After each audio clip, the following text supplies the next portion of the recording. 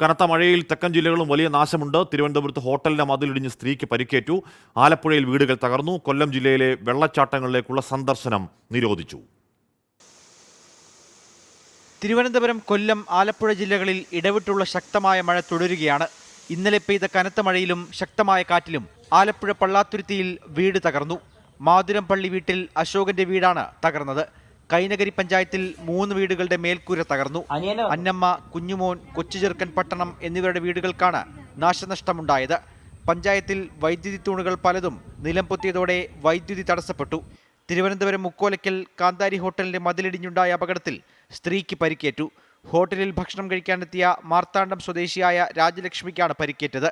കൊല്ലം ജില്ലയിൽ മഴ തുടരുന്നതിനാൽ വെള്ളച്ചാട്ടങ്ങളിലേക്കുള്ള പ്രവേശനം നിരോധിച്ചു. വിതുര ബോണക്കാട് റോഡിൽ മരം വീണ് ഗതാഗതം തടസ്സപ്പെട്ടു. വിവിധ ബ്യൂറോകൾക്കൊപ്പം 24 തിരുവനന്തപുരം.